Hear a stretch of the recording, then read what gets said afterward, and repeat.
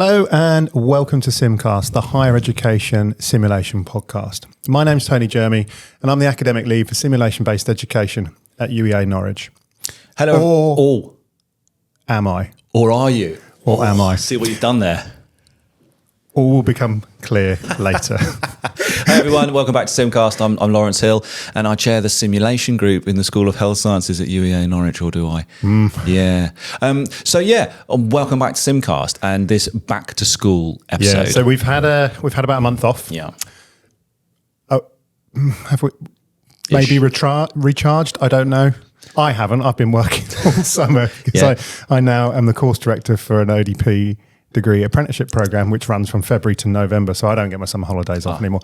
I don't need any violins or sad songs, but I've just been quite busy. What about yourself? Yeah, well, I did have a month off. So I was off for all of August, pretty much, from my UEA job. I still worked in my professional body role for the College of Paramedics a few days, but I did have a nice holiday. Good. I went to Pompeii and stuff, which was pretty wicked. Good. Fantastic.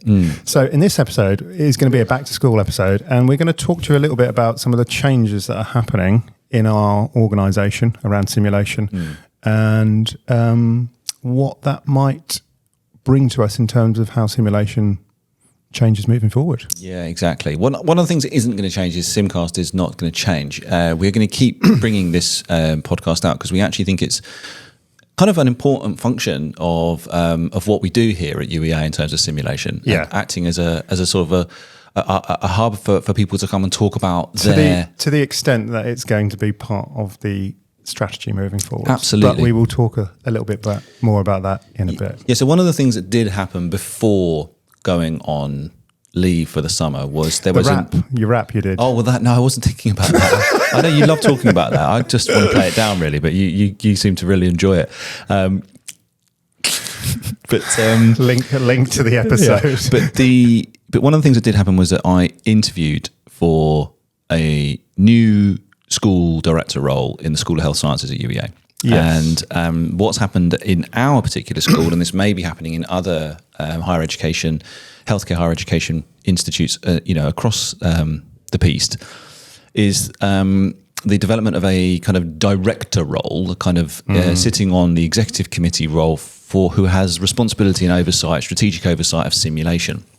And that marks a bit of a change from where simulation was previously in the role that you did, doesn't it, Tony? So I was previously the academic lead for simulation-based education.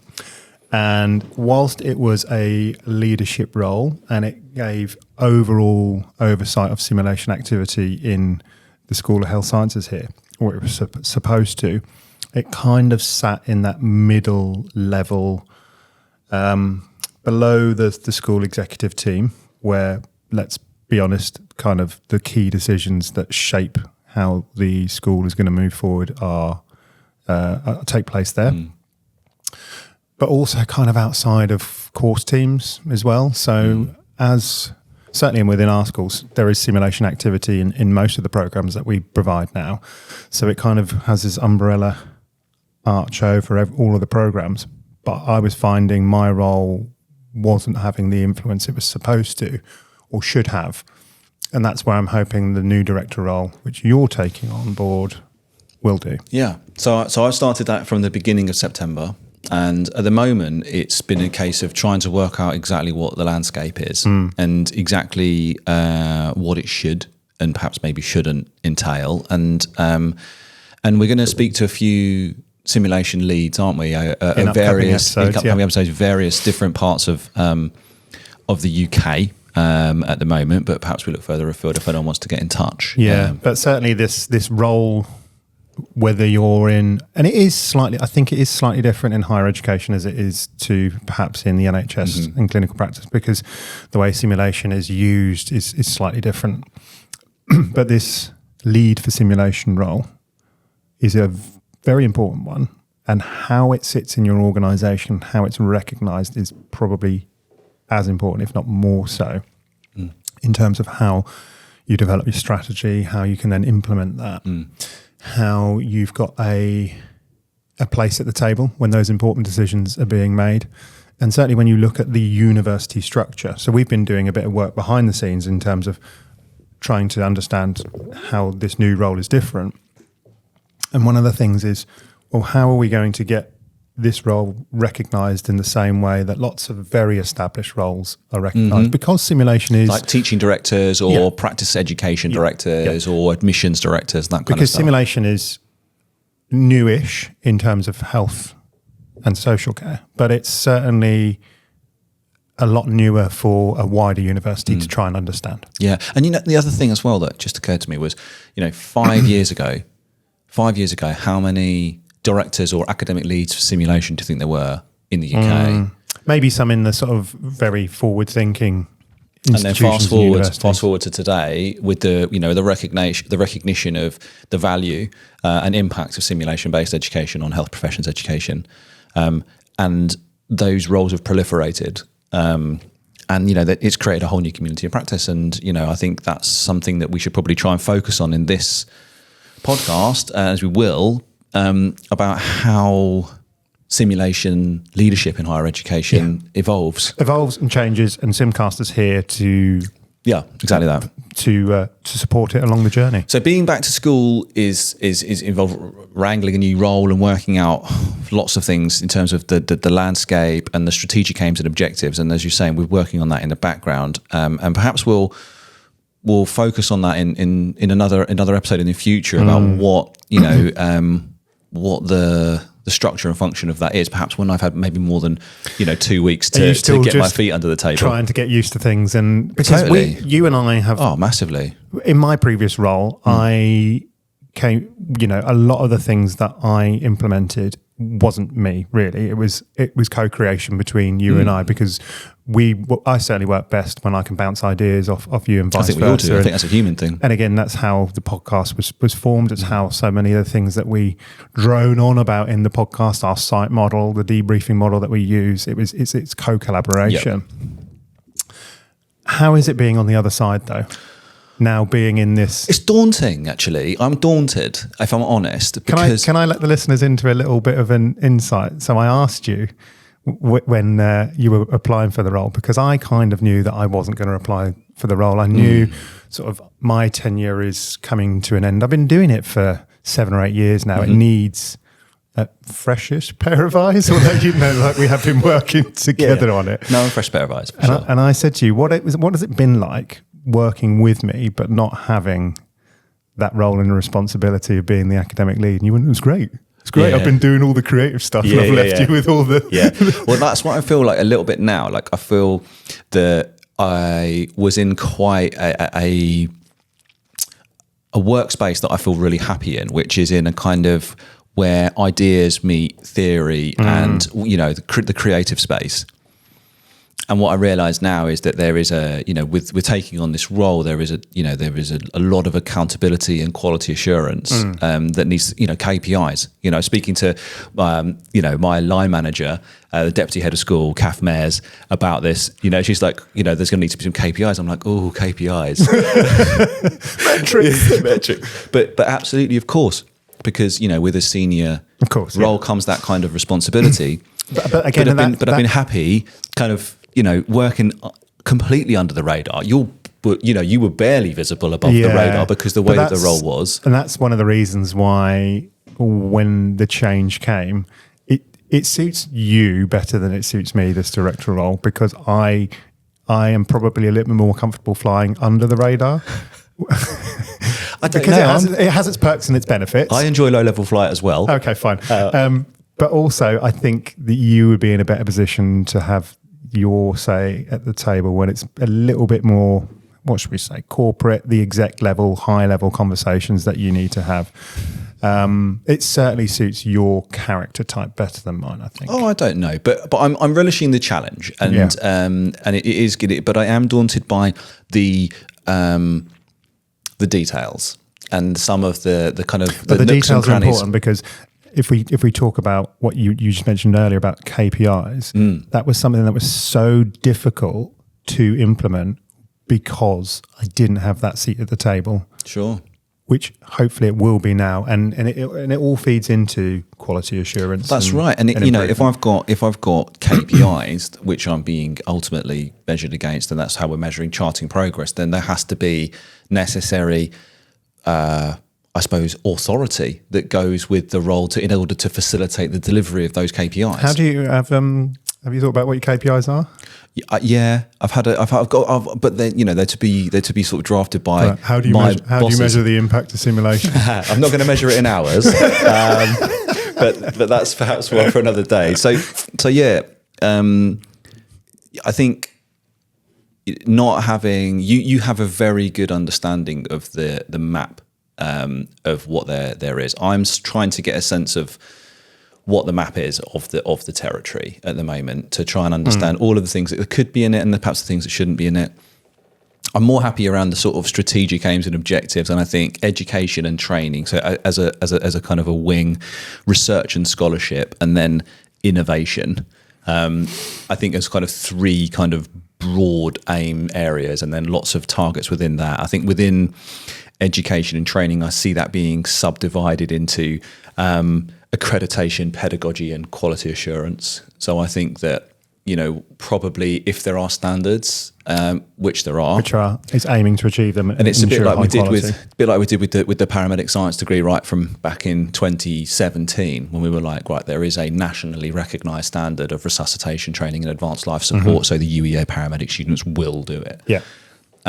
So whether it's ASPE or SESAM or INAXL, there are standards, and I think we need to look at how we are measured up against those, because I think that's it's a hallmark, and I think that's what important. Would be interesting. And again, we've alluded to this in episodes in the past, because simulation is different in higher education than it is in clinical practice, for example. Do those standards marry across all of them well? Yeah, that would be an interesting project, and I think as well. Or what challenges do you find in higher education that might be different in clinical practice, for example? I'm sure they will be translatable, but how you do that whilst ensuring quality, obviously trying to get accreditation, but also not trying to make work harder for yourself. Because again, as the simulation activity ramps up across the sector, which it undoubtedly has done over the past, it is happening. 5 years or so, it is about working smarter, not harder, isn't it? It's about how do you use your resources to the best of your ability? How do you stop all of the duplicates, which I'm sure happen? Yeah. And that's partly about having a view of the terrain, isn't it? Yes. It's about knowing what's happening and how you the systems that you devise and implement in order to gather that understanding, and how you feed into other strategic areas like course approval, and so that kind of stuff. For our listeners, in terms of context of that, you are working in the School of Health Sciences, which is in a larger faculty of medicine, health sciences. So I'm assuming at the moment medicine is going to be a future priority for you. Yeah, because you're aligned to the School of Health Sciences. I'm based in the School of Health Sciences rather than the Faculty of Medicine and Health. In terms of this school, we have nursing, midwifery, paramedic science. Don't forget ODP. I was going to come to ODP. ODP, physiotherapy, occupational therapy, speech and language therapy, dietetics. Yeah. Post-reg. Lots of post-reg. And then apprenticeship pathways, of apprenticeship flavours of many of them. And then kind of conventional 3-year kind of degree programs, master's programs. Distance online programs. Pre-reg masters. You have to have oversight of all of that. Oh, you're giving me a headache. From a simulation. Stop it. And the reason I'm doing this and teasing you with it is because, again, in my previous role, I just wasn't privy to conversations that were happening, curriculum development that was happening, because my seat wasn't at that table. But the thing for me is the way that I immediately start to think is the only way that any one person could have sight of all of those things is to zoom out. Yeah. So you have to zoom out in order to get that view. You're doing that critical care paramedic helicopter overview now, aren't you? the little circle that they do before they come down. Well, yeah, but I think that comes. So that view comes at a cost, and my prediction, and I think my observation is that as you become more strategic in view, you become less operational in impact, because you can't be both. You can't be both eagle and octopus. As I say to students during advanced life support training, you're either the eagle and you're viewing it everywhere, or you're the octopus. Yeah, but you can't be both. You need to be more eagle and less octopus. And I think that's one of the things that, as a doer, me as a busy simulation educator. I'm going to want to get involved, but really I'm going to have to be take a step back, standing with my feet at the end of the bed, to put it in an advanced life support context.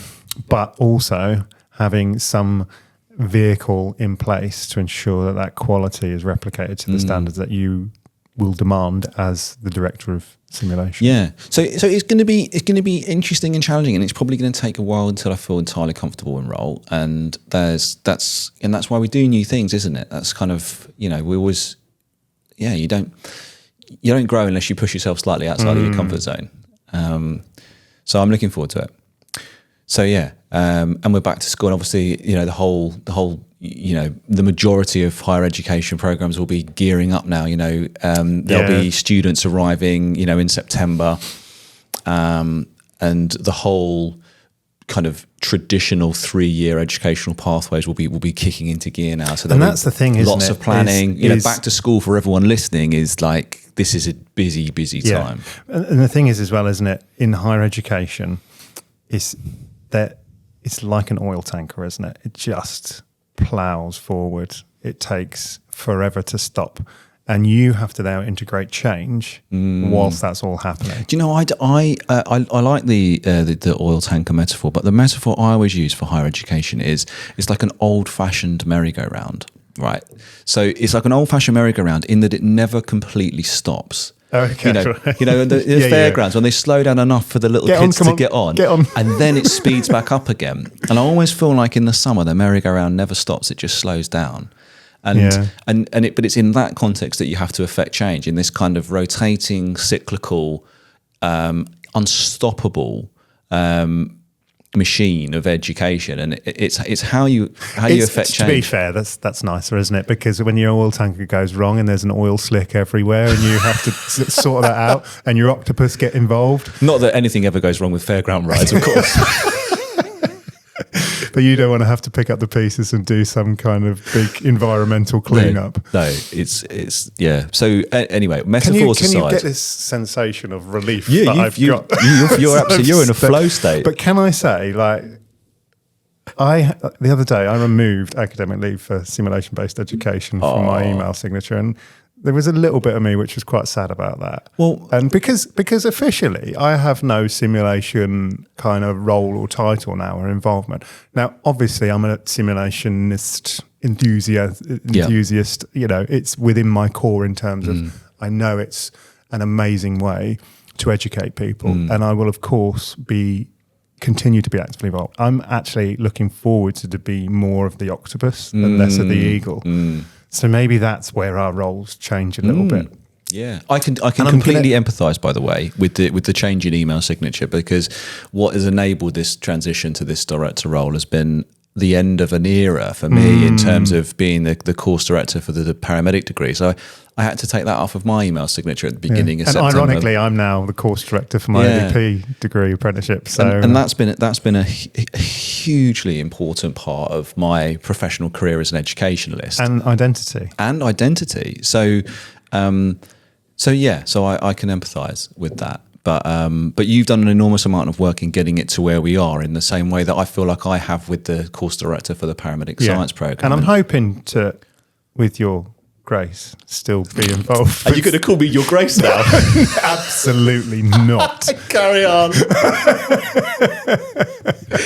Okay, well, you heard it here first. Tony is going to be referring me from now on as your grace. So we'll start the next intro to the next podcast with that. Perhaps not. There might be some other choice words that I would use. We can't broadcast that. But no, look, welcome back to school, everyone. It's lovely to have you back with us. I hope you continue to enjoy the podcast. Please do get in touch, drop us a comment, contact us via email. We'd love to hear from you. If you've got new ideas that the return to school has brought for you, if you've got new ways of doing sim, or there's something that you really just want to get off your chest about simulation, we want to hear from you. Thank you for listening in. Thank you, Tony. And we'll see you on the next one. Cheers, Lawrence. Thanks, everyone. We will see you later. Take care. Bye-bye.